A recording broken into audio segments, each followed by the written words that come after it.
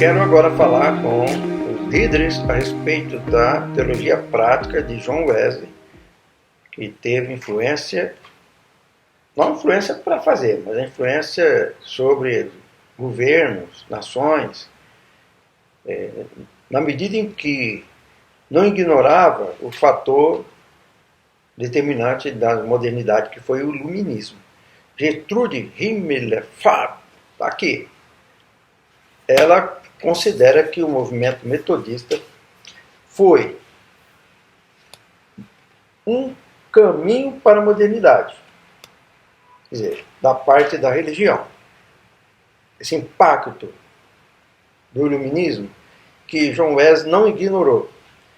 Então ela afirma que a religião desempenhará um papel importante, fundamental no iluminismo, e que o metodismo foi sua expressão concreta na Inglaterra. Então é uma religião moderna o metodismo, porque ela procura ajustar a sociedade, combater a escravidão, combater o trabalho inadequado, de sofrimento dos mineiros na Inglaterra, que era uma coisa muito difícil. John Wesley se preocupou com isso, pregava na entrada das minas.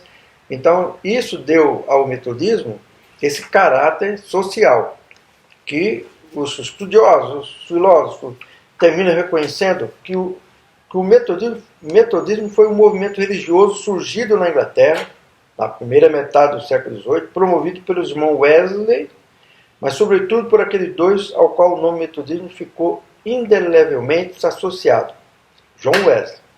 Eram os irmãos Carlos e John Wesley, mas o nome que se destacou foi John Wesley, que viveu de 1703 a 1791. Ele já pegou a igreja da Inglaterra, a igreja anglicana, formada. A igreja anglicana, tendo origem no movimento da igreja celta, na cristandade celta, que foi um grande movimento, a igreja anglicana adota a cruz celta. Ela é totalmente diferente da cruz da igreja católica romana.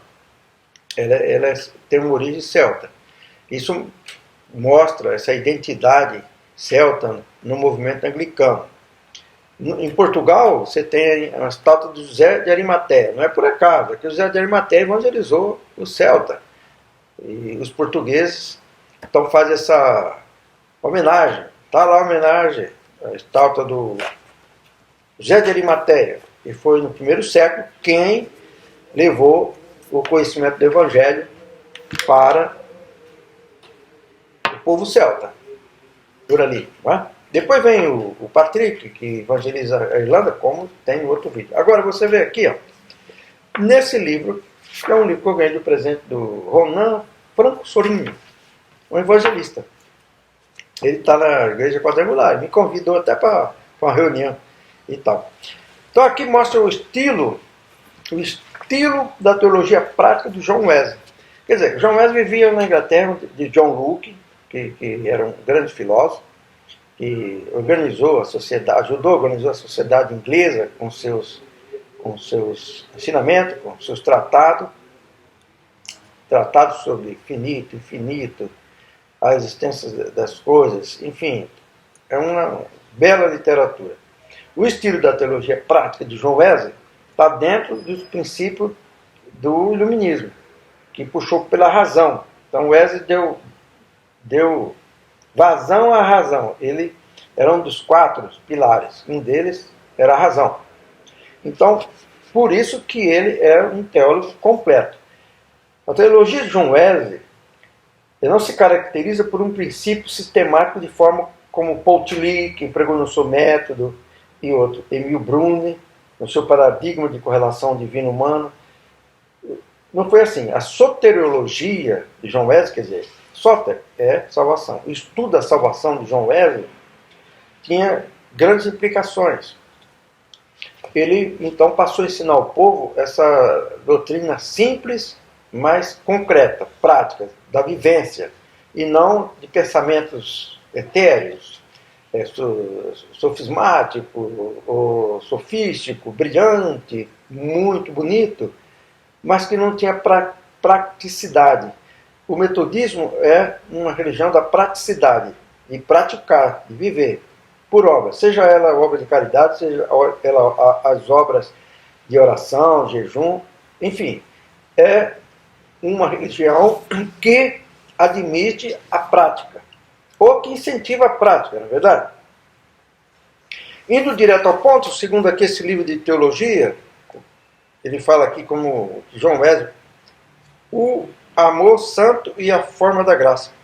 Teologia de John Wesley, que é uma coisa rara, hein? É bom quem puder adquirir esse livro. Indo direto ao ponto, como diz aqui o autor, Wesley apresenta seu tema soteriológico, axial, que é o tipo de argumentação, de valores, né?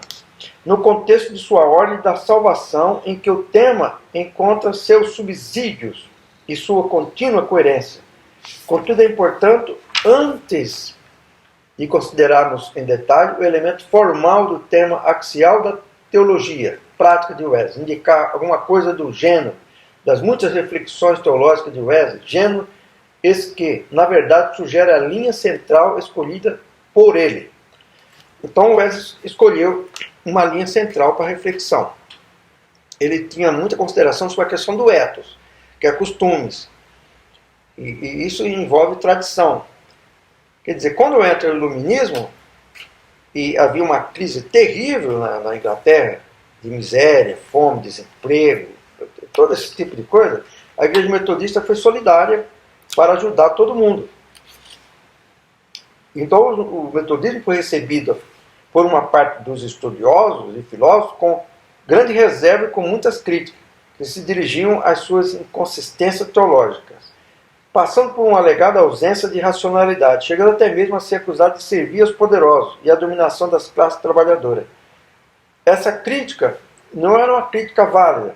Por quê? Por metodismo, ele não era uma antítese do iluminismo, mas, pelo contrário, foi uma manifestação concreta do iluminismo na Grã-Bretanha, diferente da França. A França não teve um movimento ético na sua na Revolução Francesa, só cortou a cabeça de muita gente, inclusive de Robespierre, que inventou a guilhotina. Ele mesmo perdeu a cabeça na guilhotina. Por isso que está escrito aquele livro, As Duas Cidades, de Charles Dickens, em que mostra Londres, uma cidade que prosperou e conservou a sua rainha, e a França que executou, inclusive, Lavoisier, um cientista. Quer dizer, acabou com todo mundo, acabou com a liderança francesa, acabou com a liderança religiosa, e se tornou um país ateu, até hoje. Você vê como é que é a França. Até hoje padece, né? Uma cultura que ficou fraca, porque os muçulmanos possivelmente dominarão quase tudo. Agora aqui veja como o metodismo da Inglaterra, na primeira metade do século XVIII, esse metodismo promovido por Carlos John Wesley, transformou a Inglaterra e libertou a Inglaterra. Foi um dos fatores da libertação da Inglaterra. Mais tarde, os historiadores, mesmo da Inglaterra, reconheceram que o metodismo salvou a Inglaterra do derramamento inútil de sangue, como foi a queda da Bastilha, com o assassinato de milhares de pessoas afogadas nos palácios, matou gente afogada no Rio Nantes, enfim, foi um horror aquilo tudo, né?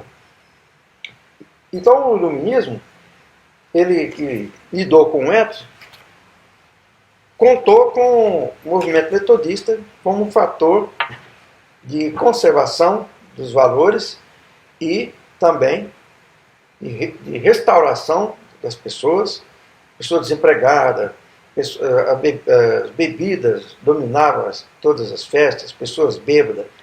O metodismo foi um fator de correção, de recuperação e restauração e, por fim, da manutenção da estabilidade do próprio governo. Por isso que Gertrude Himmelfarb, ela estuda sobre modernismo, modernidade, iluminismo e as virtudes sociais. Esse livro aqui, muito importante, tá vendo? É uma pessoa que traz essas considerações sobre o metodismo na Inglaterra. Amém?